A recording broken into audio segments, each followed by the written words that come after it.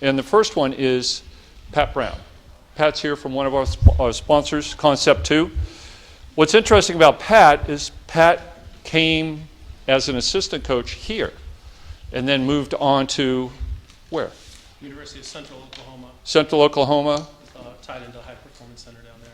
Right. And then now up at Concept 2. Concept 2. Right. And I'll let Pat speak more specifically about that. I'll just say, as somebody that knows a little bit about rigging, this tends to be the question I get the most.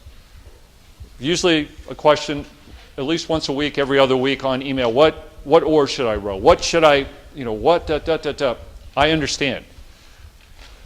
Because Pat's here as sponsor, we're not saying Concept 2 is better than anyone else's oars.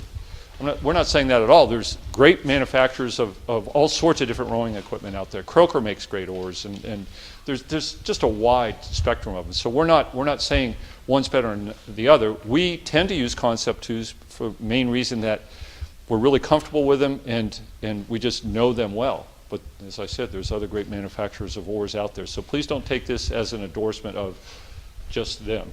But they are very, very, very good.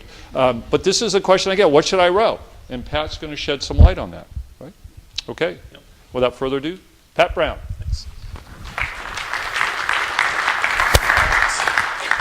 All right, thanks to Mike for having me back. It's nice to sort of see Rowing Talks come together because Mike always talked about coaching education and what he could do to better educate new coaches. When I was here, he did a horrible job with me, and so it's nice to see that he's trying to redeem himself by holding this event.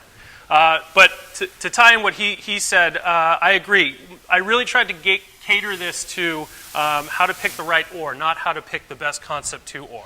So, and I also agree that there are a lot of great products out there, whether it's Concept 2, Croker, Bracha, Dreyer. So really I try and focus on the features of the oar and how those features are going to play a part when you're selecting the oar, rather than just talk about Concept 2 oars. All right, so first and foremost, the most important thing to understand is where are the gains and losses in your energy. And the biggest one is going to be your athletes. That's why we're all here. That's why we're all coaches. That's why we all run programs, because the focus is going to be on what we're doing with our athletes to prepare them to take every single stroke. Second to that is what blade you are using. Not so much what oar you're using, but what blade you're using, because that's the part of the oar that interacts with the water. And then the third most important is going to be what boat you're using. I often, in the position I'm at Concept 2, find that people want to spend 95% of their energy talking about the blade in the boat. And they worry about rigging and the blade in the boat, and they spend so much time worrying about that. And really, you should be the opposite. It should be find out what works for you, stick with it, experiment a little from time to time, spend 95% of your energy worrying about your athletes. And that's where you're going to have, especially at the high school level, that's where you're going to have the biggest gains and losses in energy and efficiency. So when you do decide it's time to get some new oars, what are the things that you need to know? What should you be asking yourself before you pick up the phone to place an order? One, why do you want what you want? Why are you looking for the oar that you're looking for? What are you hoping to get out of it? Who are you? What is your program? Are you a new novice program? Or are you sending guys to the junior national team and you're winning Stokesbury or youth nationals? So which program are you? And then lastly, what oar features are important and how do those features help your program? And we'll get into that towards the end. But you should be looking at the features of the oar that are going to most benefit the efficiency for your athletes. So why do you want what you want? What are your priorities? Okay? Most people call and they say, I want the fastest oar. Well, the fastest oar doesn't exist. Okay? If it did, everyone would use it and there would be no competition. Okay? So there is no such thing as the fastest oar. What I want you to have from a takeaway is, again, figure out what type of program you're running, what style of coaching that you teach, and then find the oar that best matches that style. So, are you trying to buy equipment for a startup program? Are you looking for inexpensive equipment? Are you limited by budget? Are you looking to create some consistency in your boathouse? Do you walk in your boathouse now and you have 100 different oars rigged at 100 different lengths, and you're just trying to tie everything in and button it down so that you can really focus on 4, 5, or 6 boats, but have some continuity in what they're rowing? Or are you on the higher end of the spectrum? Are you looking for that little bit of competitive edge? Do you have the higher caliber athlete and you want to really dial it in and figure out the best way to just eke out a little bit more? The other thing you have to do is figure out who you are, okay? Living in reality will help you when you are looking to purchase oars, okay? Is this your team? This is the GB Junior National Team. These guys are at the top of their class for their age group, okay? They're strong, they're dialed in, their rigging is going to be important, their oars are going to be important, and more importantly, you could probably ask these athletes for feedback, and they're going to be able to give you a well-educated answer. Or is this your team, okay? If this is your team, you're going to get a much different response. And more often than not, I talk to coaches who coach this, but they act like they're coaching this, okay? All right? And the needs of this program are drastically different than the needs for this program. So be realistic about what you're looking for. All right, how well is your equipment cared for? High school coaches, a lot of you probably have full-time jobs. You drive right from work to the boathouse. You get out, you try and get the most you can out of an hour and a half, 2 hours, 3 hours, and you don't necessarily have the time to worry about where your equipment's stored, how it's cleaned, or how it's maintained. You do the best of your ability, but especially in a boathouse where equipment is being shared by a lot of different people, this should be a factor when you select equipment. Oars that are stored outside might be different than oars that are stored inside. Oars that are used by a lot of different groups might be different than oars if you know you're the only boat that's using them. Okay? What type of water do you row on? Crystal clear, calm water with no current, fresh water. You get out there every day, it's beautiful and serene. Or are you rowing in the ocean? All right? Salt water, debris, big currents, lots of traffic, lots of bridges. These are all things that you want to pay attention to when you're ordering oars. And then the most important thing, and this really trumps everything else that I've listed so far, what is your loading profile? What style of coaching do you teach your athletes? Because this is really where you're going to try and match a blade with the style of coaching that you teach. So here are 4 distinct styles of coaching. These are power curves, the black line being the overall average of your power curve. The Concept 2 ergs give you a power curve when you're rowing on them. The top left, the DDR style, that's a style that emphasizes being most efficient at the mid to second half of the drive. And you can see when they break down legs, trunks, and arms that there's not one that's particularly higher than the others. It's sort of a melding of all 3 body parts.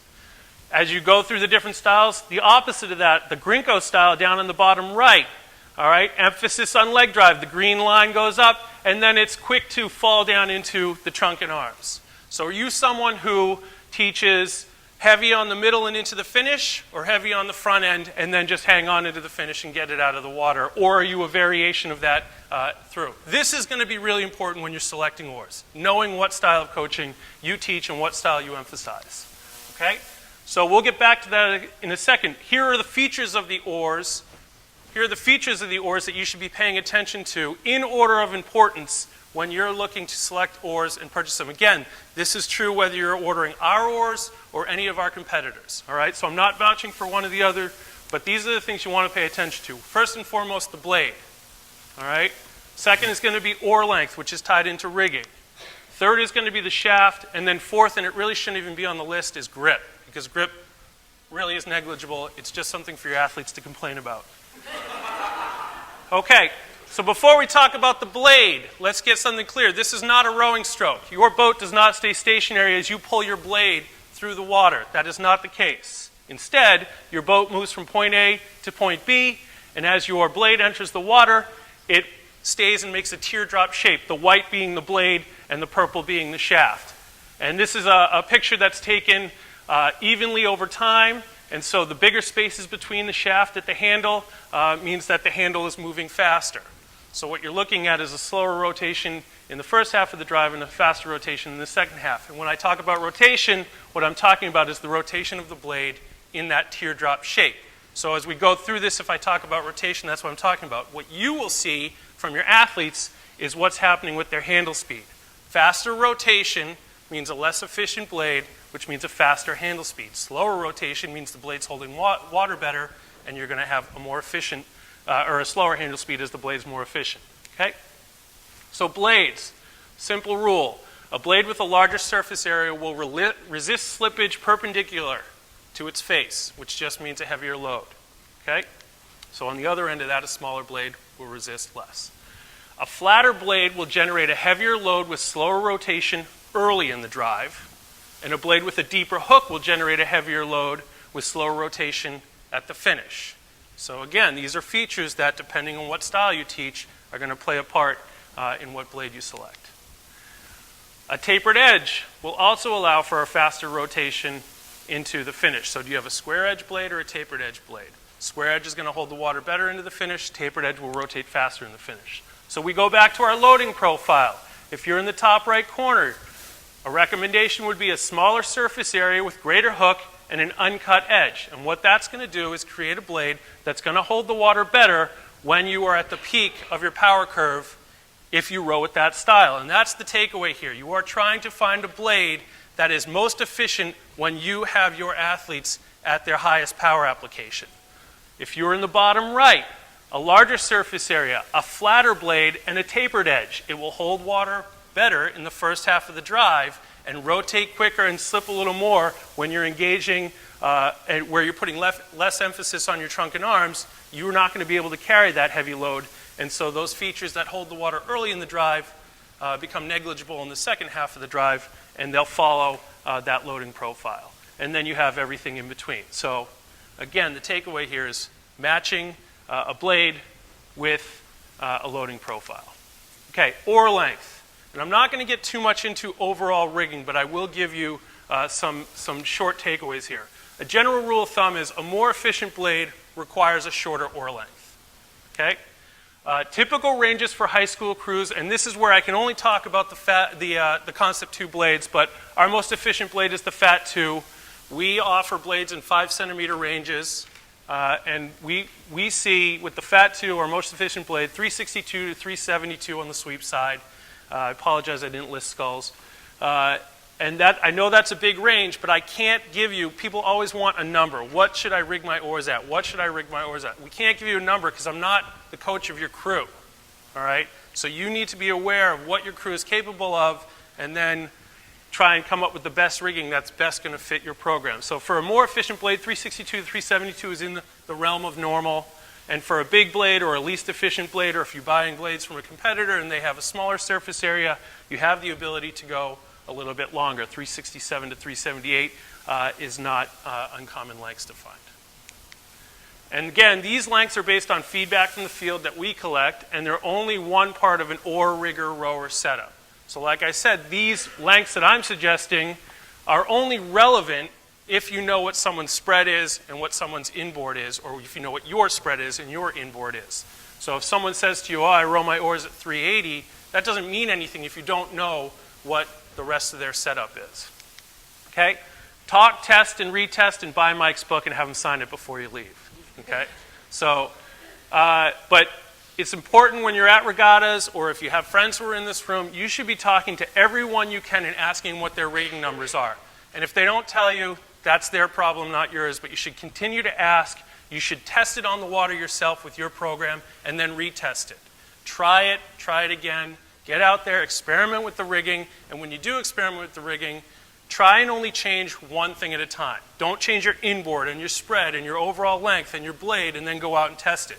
Make small changes in your spread, test it over a week. Make small changes in your inboard, test it over a week. Demo a new set of blades and keep everything the same. Test it, and then change it, and test it again. And I would recommend that you talk to everyone. You call Concept 2, you can talk to me. Call Croker, call Dreyer, see what they're saying. Call the boat manufacturers, see what they say about rigging. That's the only way you're going to get the information you need to make the best decision for your program. So shaft construction and flex. And when we talk about construction, the things that are going to come into play are going to be the overall weight, the weight in hands or the swing weight, and the durability of the oar. Okay? Lower swing weight, for those who might not be familiar with the term, is the weight of the oar is oriented on the outside of the oarlock, so there is a weight in hands as you're rowing. If you have a lower swing weight, there's two things that's going to happen. One, you're going to spend less energy at the turnaround at both the catch and the finish, which is great. The con to that is you're also going to have a loss of balance. Think about it as like a tightrope walker. A tightrope walker carrying a long pole with weighted ends is going to have a lot easier time balancing on a tightrope than someone who's carrying a toothpick. They don't have that outside weight. So if you have novice junior boys or girls who are going out in singles for the first time ever, this may be a factor. You might want to give them a little bit longer, more weighted oar and worry less about what they're feeling in their hands to give them the opportunity for success as far as balancing and setting up their boat. So again, concept 2, we offer three types of construction. We have our standard ultralight, which I'm sure everyone in the room is familiar with. We offer a low-I and a skinny. So the standard ultralight, it's durable, it lasts a long time. It's probably what 90% of people in the U.S. use, and even with Croker and Dreyer, they have a similar construction to our ultralight. So that's a pretty common construction out in the field.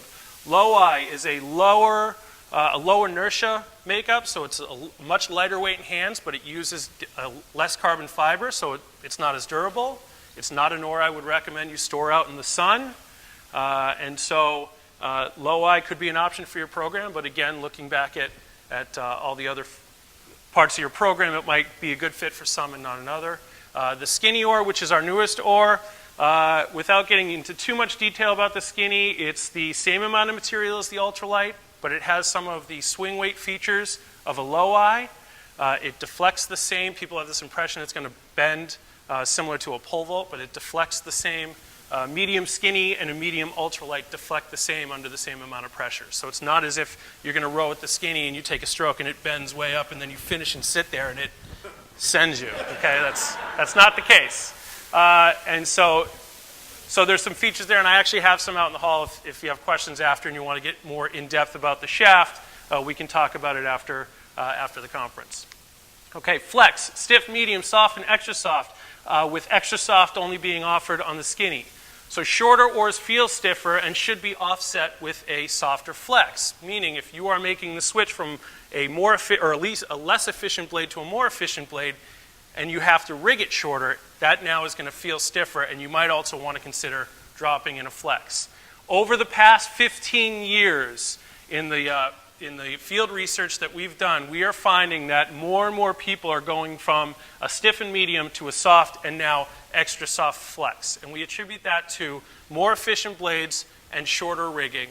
And if you think about a stiff flex was really for people when oars first came out and they were rowing them at 380 with a Macon blade, they needed it to feel stiff because it was slipping through the water so much. So it's rare that we even take orders for stiff oars anymore. And just to put this in perspective, the Canadian Women's 8, they row Concept 2 with our Fat 2 blade, which is our most efficient blade. They do row it on a skinny shaft with an extra soft flex. Sometimes people get it in their minds that a stronger athlete needs a stronger flex in order for it to work. Canadian Women's 8 have continually, over the last 5 years, come in second behind the U.S. Women's 8. So again, they're the second strongest group of women in the world, and they're rowing extra soft flex. So these are small changes between stiff and extra soft. It's not as if it's a benchmark for your team's strength. You know, a lot of people think they need to order the medium as some sort of statement of prowess, but that's not the case. Okay, and the thing about flex is that it changes the perceived load without losing any efficiency. The last thing about grip, there's only two things you can consider when you're ordering grip, is durability and feel. Again, thinking about how well you maintain your equipment, how well you take care of your equipment, what type of environment it's going to be used in. On one spectrum, plastic and rubber grips are going to far outlast foam and cellular grips. So if you store your stuff outside, if you're rowing salt water, if you have a lot of hands on, if your team likes to tape their hands up, tape is notorious for tearing up cellular grips. All right, so you need to decide what's going to be good for one and good for another. And then the feel. Just poll your athletes. If you're in a position where you can give them any grip they want, see what they want. Ask them what feels good, what don't you like. That's like the one thing athletes love to talk about. We have the oar box on display when we go to regattas, and all the juniors love to pick up the grips, and they're constantly touching them. It's like, you know. And no matter what we did, if we created 1,000 grip options, you'd still find people who were unhappy, and you're still going to have hands that look like this. There's nothing you can do about it, okay? So just try and make them comfortable. You guys are free to call me at any time at Concept 2. Some of the things I recommend, biorow.com, maxrigging.com, Mike's book, and Notes on Rowing by Mike Purser are all good supplementary information as far as rigging goes. Both Max Rigging and BioRow have rigging calculators where you can input what equipment you're using, what caliber crew you're rowing with, and it will generate some recommendations as far as where to start with your rigging. Any questions? Come on. Great. Do you still have wooden handles available? Yep, we make wooden handles in 3 sizes. We have just a thin, a medium, and a thick. Yep. But keep in mind, if you order a wooden handle, it's a fixed length, so you won't have that 5-centimeter option. Yeah. Well, you can always make them shorter. You can always make them shorter. That's right. That's right. You can always make them shorter. Just measure twice. Yep. Anybody else? Anybody here have any problems with their oars in terms of maintenance, storing, anything like that outside of the selection? I would say that the one thing that we have found, just speaking as a college coach now, is that the athletes will gleam onto something, glob onto it, and just like, whoop, they're there. We demoed a set of skinnies. We could not pry those out of their hands. They wanted to take them home just to make sure we didn't send them back. They would love the skinnies. And so we asked, well, why? Don't know, but we love the skinnies. So we started, is it the grip? No, the same grip as the other boats. And it came down to they just felt it made them a better rower. And we really couldn't quantify why it did. There was no set thing that we did testing. And it came back to feel. So I just share that as somebody that's just gone through the selection process. I'm just curious about infection and MRSA and that kind of thing, and what the recommendations are for coming in off the water and best ways for keeping clean. Sure, it depends on the grip, but it could be something as simple as a bucket of water with bleach. 10-to-1 is usually a good ratio, and your athletes just have to dump it in the water before they hang their oars up. If you're No drying, just dip. If it's now it depends on the grip. If you're using a rubber grip or our green grip, for example, I mean you can just dump that in. If you wanted to, you could scrub it, but dumping it in bleach water will kill anything. If you have our blue cellular foam, you might have to take a nylon brush to it, once a week to clean off any debris if you're really concerned about staph infection or anything like that. Can I answer that? The 2 things that we found is, one, bleach goes after 24 hours, it loses its potency. So you have to remix that bleach each time. Chris Alsop, if anybody wants to see it, Chris Alsop did a great talk last year about cleaning. It's up online. He's got information. The other thing is, in terms of preparing for a race or making it feel, especially bringing a little bit life back to the grip, not so slippery, we use Windex and a green scrubby. So we'll just take, how often do we do it? Once a week? Yeah, we just spray it with Windex. It's not a sterilization. It's just to get the oil off, especially when you travel. Kids are notorious for sunscreen. Let's row. It's like rats. Don't do that. But Windex and a green scrubby, just rinse it with water, and now it'll take a lot of the film off. Mm-hmm. Yeah. Okay, Pat, thank you so much. Thanks. We greatly appreciate it.